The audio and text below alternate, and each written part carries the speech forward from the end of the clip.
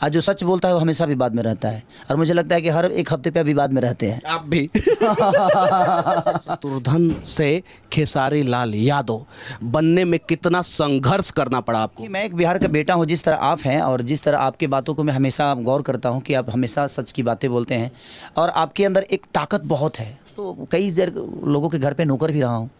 हमारे गुड्डू रंगीला का आप नाम सुने ही होंगे। उनके घर पे मैं 3-4 महीना तो खाना भी बनाया हूँ, झाड़ू पोछा भी लगा। शर्म किसी बात की नहीं आती। मैं दूध बेचा हूँ, पानी भी मिलाया हूँ, वो भी मुझे पता है। मैं लिट्टी बेचता, पानी भी मिलाए हूँ। हाँ। कितना पानी मिलाए थे? अब 1 किलो में 1 पौवा पानी मिला दूसरा। एक्चुअली मनीष भैया, जिस तरह आज आपको पूरी दुनिया जान रही है, जहाँ भी आपको लोग प्यार करते हैं, तो आपने अपने आप को साबित किया है ना। हम केहू के गरियाए में हमरा कितना टाइम लगी, लेकिन हमारा सम्मान पावे के होई तो ओकरा लगे जाए के पड़ी। अपन पोस्टर खुदे पान के दुकान पर कितना लोग फाड़ दे हमारा सामान वे, कितना दुकानदार माँ के गाड़ी हमरा दे लोग की हट। अगर आप जैसा भाई साथ में होगा तो हम दुनिया के किसी कोना में तैयार हो जाएंगे। रीज़न सच्चे लोग मिलना चाहिए भैया। जी यह कहब कि अगर अश्लील कोनो चीज़ बा तो ओकरा पर विचार और बात कल बंद कर दिलो, उ काल्हे से सब कुछ बंद हो जाई। अपने आप लोग सभ्य की तरफ भागल शुरू। अच्छा मनीष भैया तो रोज ट्रेंडिंगे में रहे ट्रेंडिंग स्टार हुआ है। नहीं, आप हमेशा आपका हमनी के मनोरंजन करावेली से तो लोग उतना ना सुन पाए भाई, जितना आप बोल देते हैं तो लोग सुन लेते हैं। वो सच्चाई है। तो वेद गलत हो जाता है अगर गलत साबित करने वाले लोग बैठ जाएं तो, क्योंकि आपका विचारधारा गलत उसको करना है, उसको साबित कर देना है कि वो गलत है, तो वो गलत हो जाएगा।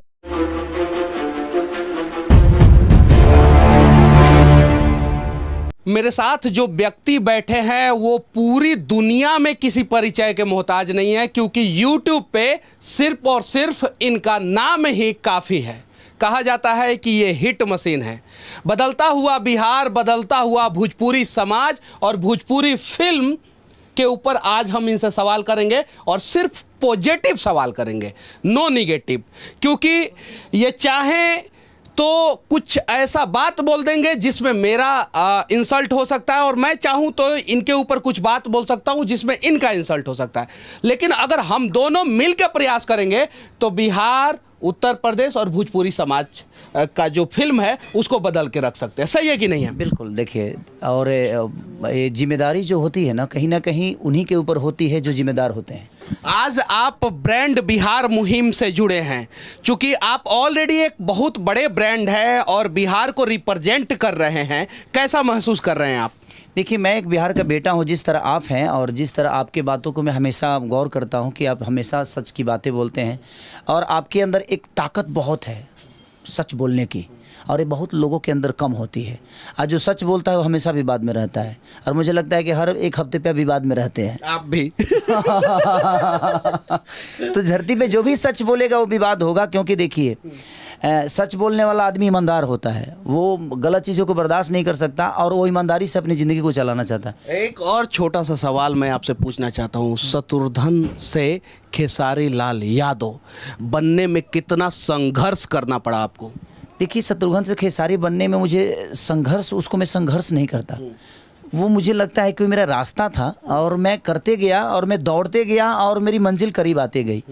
तो मेरा एक फाइल था जिस फाइल को हर टेबल पे पहुंचाना था मुझे, और एक न एक दिन वो फाइल बिना गॉडफादर, कोई गॉडफादर नहीं था भोजपुरी इंडस्ट्री में। संघर्ष किया आपने। आपके बारे में बहुत सारी नकारात्मक खबरें भी चलती है, सकारात्मक खबरें भी चलती है, और यूट्यूब पर रिकॉर्ड बना दिया। उस रिकॉर्ड बनाने के दौरान किन किन कठिनाइयों का सामना करना पड़ा? मनीष भाई, देखिए, कोई भी अगर चीज़ें कठिनाई आती है ना तो मुझे लगता है कि वो हमारे लिए कहीं ना कहीं एक संदेश दे के जाती है और हमें संभलने का मौका देती है वो। तो मैं कठिनाइयों को कभी कठिनाई इसलिए नहीं समझा, इसीलिए मैं आज तक कमज़ोर आप ही की तरह ताकतवर हूँ खुद से। और मेरे अंदर ताकत एक जनता की है, जिस तरह आप भी जनता के आज एक ऐसे इंसान हैं कि जनता की ही बातें करते हैं। हमारा अस्तित्व आज है तो हमारी जनता है, उसके अलावा हमारे पास कुछ नहीं है। और कठिनाइयाँ जो भी हुई, मैं तो कई देर लोगों के घर पे नौकर भी रहा हूँ। हमारे गुड्डू रंगीला का आप नाम सुने ही होंगे। उनके घर पे मैं 3-4 महीना तो खाना भी बनाया हूँ, झाड़ू पोछा भी लगाया हूँ। लाज नहीं लागत ये बात कहे में? शर्म मैंने ये तो मैं किया हूँ मैं। और ये होता है महानता एक्चुअल में। सही बात है, हमने जो किया है उसे हमें एक्सेप्ट करने में क्या दिक्कत है? और ज़रा सोचिए, जो व्यक्ति गुड्डू रंगीला के घर पे 3 महीना काम किए हैं और उसके बाद आज भोजपुरी इंडस्ट्री के मतलब कि सुपरस्टार बन गए, इस बात पे भी कुछ लोग विवाद कर सकते हैं, इसके लिए तैयार है क्या आप? सुपरस्टार खेसारी लाल यादव। मनीष भैया मेहनत किया हो ना, मैं अब इतना रिस्पेक्ट कैसे देते हैं लोगों को? मनीष भैया, छोटा हूँ मैं आपसे। नहीं, फिर आप छोटे तो नहीं है, देखिए छोटे नहीं है, आप बड़े हैं। आज आपका औहदा भी बड़ा हो, समाज के एक आप ऐसे आईना है, जिस आईना को फिट करने के लिए आज आप अगर आईना बने हैं तो पूरी दुनिया को भी दिखा दें और आप खुद को भी देखते हैं। तो ऐसी आईना है आप एक समाज के। हम भी एक आईना की तरह ही हैं कि हम समाज को अलग विचारधारा में लेके जा सकते हैं, अपने भाषा को लेके जा सकते हैं। तो मुझे शर्म किसी बात की नहीं आती है। मैं दूध बेचा हूँ, पानी भी मिलाया हूँ, वो भी मुझे पता है। मैं लिट्टी बेचता, पानी भी मिलाया हूँ। हाँ। कितना पानी मिलाए थे? अब 1 किलो में 1 पौवा पानी मिला होता है, दूसरा काम 1 किलो में 1 पौवा पानी मिला होता रहनी। अच्छा बच जब हमारे 2.5 रुपया में हमारे पार्ले जी बिस्कुट मिल जाओ तो ओकरा के आदमी खा के अपन जीवन चलावत रहे। ऐसे जब बड़ा गरीबी बहुत ज़्यादा रहे। और हम लिट्टी चोखा भी बेचे हैं, तो जो पलदार हमनी के यहाँ ओखला में एगो संजय कॉलोनी बा, तो जी पलदार लो रहा है जो जे बोरा ढोवे वाला लोग, तो वो लोग खाओ तो प्लेट में खाओ तो प्लेटो धो के हम लोग को खियोले बने। ऐसा नहीं कि हमारा शर्म बा कोनो बात के, लेकिन आज हम कुछ भी बानी तो कहीं ना कहीं लोगन के प्यार बा ना, तो मेहनत करे खातिर तो मुझे हमारा लगा। अच्छा, इतना गाना रहुआ 1 महीना में काहे रिलीज कर देवे नहीं, और सारा गाना आपका लगभग हिट होता है, इसका राज क्या है? कुछ बताइए ताकि दूसरे कलाकार भी इसके बारे में जाने। नहीं, राज ये है भैया कि छोट कंपनी के हम बहुत लेके चली ले। एगो गाना रिलीज होला तो कहीं ना कहीं ओकर औकात बहुत बड़ा ड्यूटी सीरीज तो है ना, वो तो 5-10 लाख में खेले वाला आदमी बा, तो कम से कम ओकर एगो रोजगार हो जाला। आ ओकर एगो गाना हिट हो जाला तो कम से कम 1 से 1.5 करोड़ रुपये 2 करोड़ रुपया कमा लेला, और रातों रात वो चीज़ ओकर जिंदगी बदल जाला। आ ओकरा से कई लोग जुड़ जाला तो कई लोग के घर चले लगेला। और जितना गाना रिलीज करे के कारण हम छोट कंपनी बा कि छोट कंपनी के हम हमेशा गाना देहल चाहिए। ऐसे जो छोट कंपनी जब आगे आई तो हर आदमी के पास रोजगार रही। अगर हम 1 महीना में 20 गो गाना रिलीज करी ले तो हम 20 गो कंपनी के दिले, तब 20 आदमी के हम रोजगार दे देनी, तो कम से कम वो 20 आदमी के तो रोजगार दिए दी। कंप्यूटर लगाई, स्टूडियो में जाई, तो कोशिश रहेला कि ज़्यादा से ज़्यादा आदमी काम करी तो ज़्यादा से ज़्यादा लोग उससे जुड़ी और ज़्यादा से ज़्यादा लोग को रोजगार प्राप्त हुई। कहल जाता कि भोजपुरी में बहुत सारा लोग खेसारी बने के प्रयास करेला और खेसारी ना बन पावेला, एक एमे कितना सच्चाई बा? एक्चुअली मनीष भैया, जिस तरह आज आपको पूरी दुनिया जान रही है, जहाँ भी आपको लोग प्यार करते हैं, तो आपने अपने आप को साबित किया है ना। अब मुँह से देखिए, केहू के मुँह से बोल दे होला काम के लिए बहुत फ़र्क होला।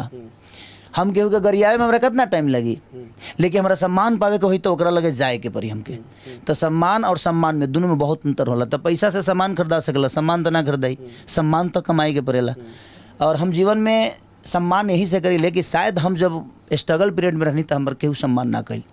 हम जौना कैसेट विक्रेता के लगे जाई अपन कैसेट लेके, पैदल ओकरा पैसों ना रहे तो 4 किलोमीटर 7 किलोमीटर हम 50 किलोमीटर साइकिल चला के गई बनी।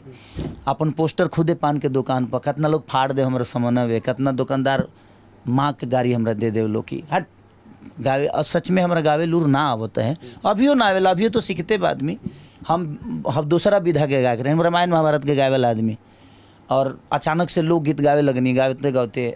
लेकिन हाँ, हौसला हमारा लग रहा है, हमारी इरादा बहुत मजबूत रहे, हमारा बस बने के रहे, कुछ कोशिश रहे जना कम से कम हमारो प्रोग्राम होके, हमारे कैसेट होके, इहे गो सरदार है। हीरो बने के हम ना सोचले रहनी कि हमको वो हीरो बन जाए, लेकिन अब लोगन के प्यार मिलल तो आदमी आइल, तो वो विधा के हम देखले बनी। मोतिहारी ऐसा जगह पर हम पान के खोखा पर रात भर ठंडा में सुतल बनी, खाली पोस्टर चिपकावे खातिर। हम कितना लोग के गोड़ दबले बनी, कितना लोग के मने कैसेट दुकान पर जाके, भैया बैठ जोते जी हम आओ तनी तो 2 घंटा बाद ते जाइए, तो हम कैसेट बेचले बनी, काउंटर संभालले बनी, चिपकौले बनी, पान के दुकान, ठेला, स्टेशन, बस अड्डा, टेम्पू, नाच में जाके हम गाना गौले बनी, खाली अपन कैसेट बजवावे खातिर। अच्छा, यहाँ एगो फिल्म के शूटिंग राउट चल रहा बटे, संघर्ष 2 शायद से फिल्म के नाम है।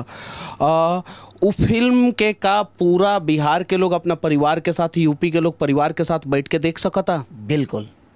ऐसे जो हमार बेटी खुदे में काम के लिए भी है, हमार खुद के बेटी जौन कृति भी है, दूसरा सिनेमा हो ओकर, वो क्लाइमेक्स में हम बतौले बने कि दुनिया खातिर हर बाप हीरो होला, लेकिन जे देश खातिर हीरो होला वो हर आदमी के बाप हो जाला।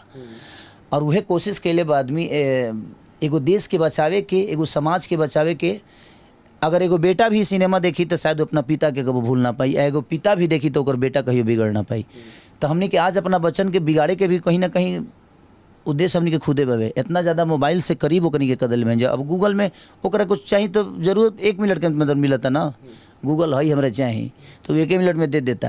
और ओकनी के हमनी के जजमेंट करे लगतन जा, तो बच्चन के प्यार देहल जरूरी बा, बच्चन से क्लोज रहल बहुत ज़रूरी बा, ताकि बच्चा मोबाइल के नज़दीक ना जाओ। अच्छा, फिल्म फेयर अवार्ड होला, आईफा होला, नेशनल फिल्म अवार्ड होला, जौन सबसे बड़का अवार्ड होला भारत में, उसको ग्रैमी ऑस्कर तो वो तो अलग बात बाटे।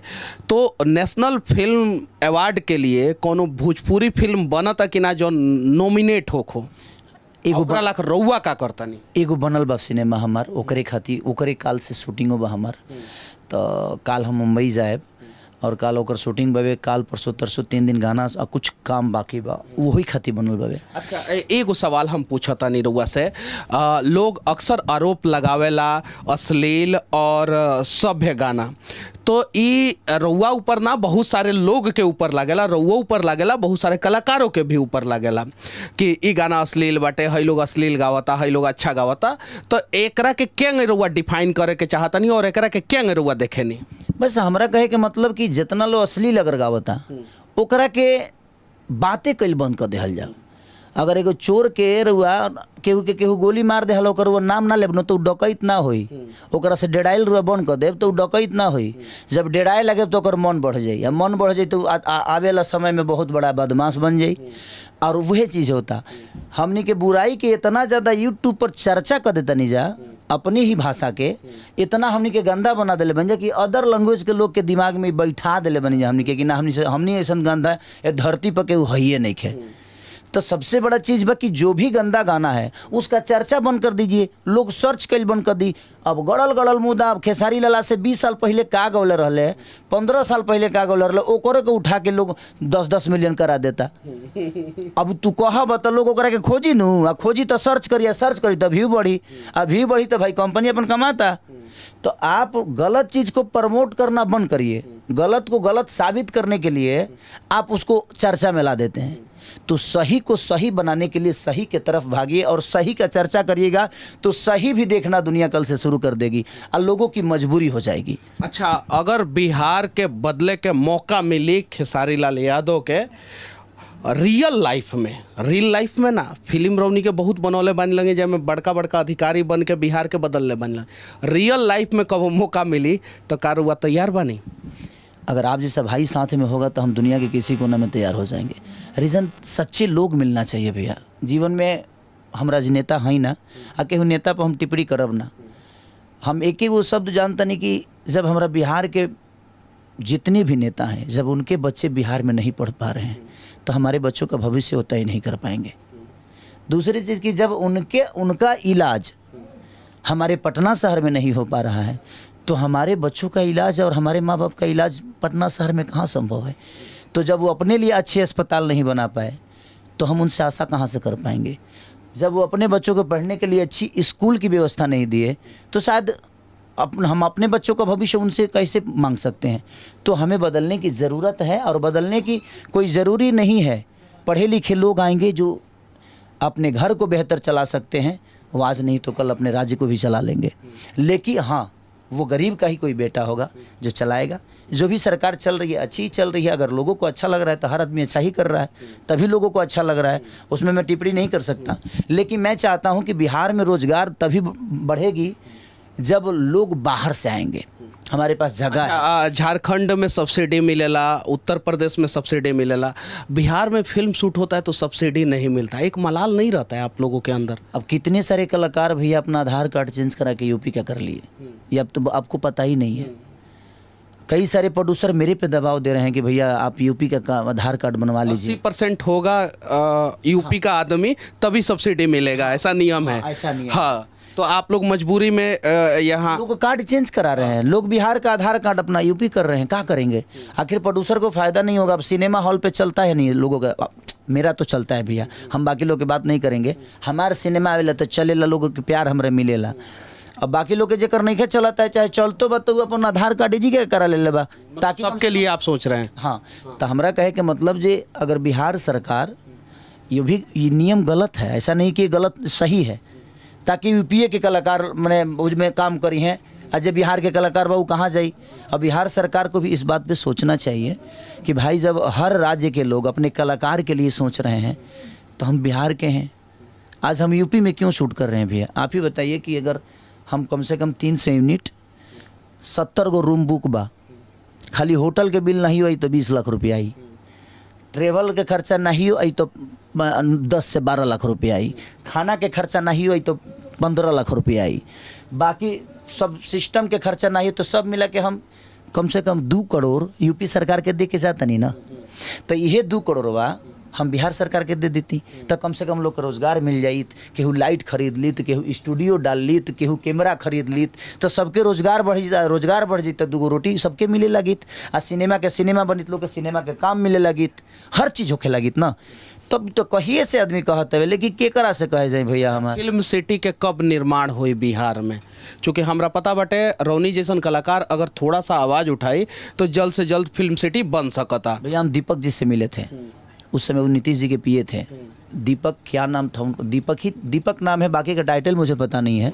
वो उनके पीए थे। कई जगह पे मैं गया हूँ लेकिन कोई सुनवाई नहीं हुई। सब हाँ करते हैं इसको, उन लोगों ने इसको मैं फिल्म नीति को डाल दिया है। वो क्या बोलते हैं जो बाहर से लोग आता है तो क्या बोला जाला ओकरा के, प्रवासी ना, बाहर से लोग आते हैं ना, पर्यटन।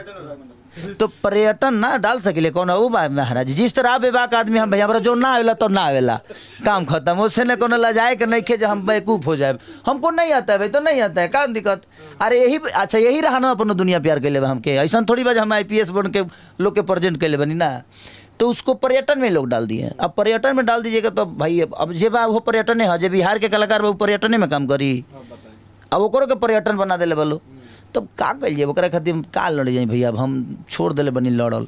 अच्छा एक और सवाल, राउर कौन फिल्म भविष्य में आई जौन कम से कम 25 करोड़ रुपया के बजट करी। भैया 25 करोड़ कमाए खातिर का हम 50 करोड़ कमाए की क्षमता रखत नहीं। हमारा काम आवेला, ऐसा नहीं खे ना आवे। हमारा नाचे आवेला, हमारा गावे आवेला, हमारा कूदे आवेला, हमारा फाइट आवेला। भगवान के कृपा से निमन बॉडियो बना ले बनी, हर चीज़ तो कहिए ले आदमी। अब हमने के एगो अच्छा प्लेटफॉर्म के ज़रूरत बवे कि जब हमने के बिहार सरकार भी यूपी सरकार भी अगर हेल्प करी, हॉल से लेके सब्सिडी से लेके हर चीज़, तो हमनियों के जब पैसा मिले लगी तो फिल्मिया में पैसे न लगाई आदमी। तो कॉन्सेप्ट आज तो हम आधा से ज़्यादा कॉन्सेप्ट हम खुद ही लिखी ले, आधा से ज़्यादा तो हम गानों लिखी ले। तो आदमी जब संतुष्ट हो जाई तो काम छोड़ दी।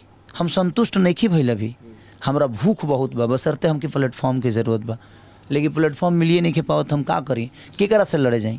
एक प्लेटफॉर्म की ज़रूरत है और ये बात कोई और नहीं, भोजपुरी इंडस्ट्री के सबसे बड़े सुपरस्टार खेसारी लाल यादव कह रहे हैं। और एक प्रयास किया जाए भोजपुरी इंडस्ट्री को बदलने का, और उस प्रयास में आपको भी शामिल होना होगा, हमें भी शामिल होना होगा, और खेसारी लाल यादव जैसे जितने भी सुपरस्टार हैं उन सबको शामिल होना होगा, तब जाके हमारा भोजपुरी इंडस्ट्री बदलेगा। आखिरी में दर्शकों को क्या संदेश देना चाहते हैं। बसरते मैं आप सबसे यही कहना चाहता हूँ कि आज मनीष भी आए हैं और इनसे मिलकर मुझे खुशी होती है इसी बात से कि एक सच्चे इंसान से मिलकर एक ऊर्जा मिलता है। अपने जीवन को सच्चे तरीके से, मनीष कश्यप एक गरीब घर के परिवार के लड़के हैं, मैं भी एक गरीब परिवार का ही लड़का हूँ, और हम लोगों ने आप सबके बीच में अपने आप को प्रेजेंट किया और आपने बेहद प्यार किया। तो सच्चाई, अपने माँ बाप से प्यार करिए, अपने लोगों से प्यार करिए। अगर भाषा की बातें हैं तो अपना भाषा जब आए ना तो प्लीज़ आप अपने भाषा को प्लेटफॉर्म पे, किसी भी मीडिया प्लेटफॉर्म पे या यूट्यूब पे या फेसबुक पे आप उसको गंदे तरीके से प्रेजेंट आप खुद मत करिए। दुनिया करती है तो हम लड़ जाएंगे, लेकिन जब हम खुद ही करेंगे तो फिर हम दुनिया को कैसे समझा पाएंगे कि हम कहाँ से आए हैं। तो इसलिए मैं चाहता हूँ कि अपनी भाषा की बात हो, चाहे वो कोई भी कलाकार हो, उसको सम्मान दीजिए। उस सम्मान से नहीं सुधर, मारला सके वो ना सुधरिए, क्योंकि गरिया देव तो रहुआ में ओकरा में कोनो अंतर बा ना। इससे हम कहब कि केहू के पाँक से पाँक ना धोवाला, पाँक नीमन पानी से धोवाला। तो ओकरा के पानी से धोए के जरूरत बा, पाँक से धोला के जरूरत नहीं के। तो हम यह कहब कि अगर अश्लील कोनो चीज़ बा तो ओकरा पर विचार और बात कल बंद कर दिलो, उ काल्हे से सब कुछ बंद हो जाई। अपने आप लोग सभ्य के तरफ भागल शुरू कर दी। अब बोलाला से कुछ बंद ना होला, ओकरा पर अमन करे के पड़ेला। तो रउओ सब अमन करी कि गंदा गाना के प्रमोट ना करी, गंदा गाना बजावल बंद करी, ताकि अपने आप लोग अमन करे लगी। जब बजावे वाला अमन करे लगी, जब खाए वाला ना खाई तो बेचे वाला घर ही न बैठ जाई। तो जब जो दुनिया खाई तो दी। तो कोशिश ये बाकी रउओ सब भेजे खाई, जब वो नॉन वेज खाए तो दुनिया तो केहू के काट के बेच दी। तो कोशिश ये बाकी रहो, वो कोशिश करी, हमनियों की कोशिश करता नहीं जा, यही अपना भाषा खातिर लड़ल जाओ, एक दूसरे से मत लड़े के, बस। अब ये भाषा के लिए लड़ा जाए, बिहार के लिए लड़ा जाए, एक दूसरे से नहीं लड़ा जाए। बाकी खेसारी लाल यादव जो सुपरस्टार हैं, इनकी बातें, हमारा ये प्रयास आप लोगों को कैसा लगा कमेंट करके जरूर बताना। और भोजपुरी इंडस्ट्री किस प्रकार से बदला जाए, इसके बारे में भी आप लोग अपना राय जरूर रखना। आप हॉल तक जाइएगा, जब भोजपुरी सिनेमा लगती है तो हॉल तक, जिस तरह साउथ के लोग हॉल में जाकर सिनेमा को देखना चाहते हैं, यूट्यूब पे नहीं देखते हैं, वो हॉल में जाकर देखते हैं। तो जैसे आप भी हॉल में जाइएगा तो शायद वो चीज़ें बदलती नज़र आएगी। और हम भी कल 50 करोड़ नहीं 500 करोड़ कमाने की क्षमता रखते हैं। हम 35 करोड़ में खेलते हैं, तो कहीं ना कहीं हम 500 करोड़ भी कमा सकते हैं। और उसी से आज पूरी दुनिया को साउथ इंडस्ट्री ने बता दिया, 8 करोड़ की आबादी और पूरी इंडस्ट्री पे राज करने लगी। तो कहीं ना कहीं उन लोगों की ईमानदारी है अपने भाषा के लिए। तो सब लोग मिले तब जाके ये चीज़ें हुई। तो हम सबको प्रयास करना चाहिए अपने भाषा के लिए। ये नहीं कि अगर कोई आदमी एक गलत कर दिया तो पूरी दुनिया उसको दबाने लगे, नहीं, उसको बोलिएगा तो दबेगा नहीं और उठ जाएगा। तो विवाद जब कोनो चीज़ में होला तो गलत चीज़ के बढ़ावा ना देल जाला, ओकरा पर बात कल बंद कर दी। अच्छा, मनीष भी तो रोज ट्रेंडिंगे में रहे, ट्रेंडिंग स्टार हुआ है। नहीं, आप हमेशा आपका हमनी के मनोरंजन करावे से तो लोग उतना ना सुन पाए भाई, जितना आप बोल देते हैं तो लोग सुन लेते हैं, वो सच्चाई है। तो आप बात लोगों के लायक करते हैं, जब लोग के लायक रहो बात करब ना तो दुनिया में रहो के केहू पीछे ना करी। हम हूँ वही विचारधारा में रही ले, जे लोग के लायक बात करी ले, लोग के लायक गाई ले। अब केहू करे के गलत कह देवे चाहे केहू सही कह दे, हनुमान चालीसा के गलत में कुछ लोग कमेंट करी गलत कही। हाँ। अच्छा ये बताइए, जब हमारा गलते साबित करे के हुई तो राम जी के ना कह देव। हमको गलत साबित करना होगा तो मैं मोदी जी को भी कर सकता हूं, मैं किसी को कर सकता हूं, मैं लालू जी को कर सकता हूं, मनीष कश्यप को कर सकता हूं, खेसारी लाल यादव को कर सकता हूं। अगर गलते साबित करे के बाद तो ओकरा खातिर कोई को प्रतिक्रिया बा, तो ओकरा के कौन काम बस गलत साबित के लेके भाई। तो ओकरा के तोड़ मरोड़ के गलते साबित करता, राम जी गलत ना रहले, रामो जी गलत हो जी हैं, हनुमान जी गलत हो जी हैं, तो वेद गलत हो जाता है अगर गलत साबित करने वाले लोग बैठ जाएं तो। क्योंकि आपका विचारधारा गलत उसको करना है, उसको साबित कर देना है कि वो गलत है, तो वो गलत हो जाएगा। लेकिन उसको सही अगर आप साबित करेंगे तो शायद इनके संघर्षों की कहानी को देखकर आप मोटिवेट होंगे, और जैसे ये ग्राउंड जीरो से उठ के आज सुपरस्टार बने हैं, आप भी अपने मंजिल को प्राप्त कर लेंगे, बस सच्चाई के साथ। बस सच्चाई के साथ। जय हिंद, जय हिंद, जय बिहार।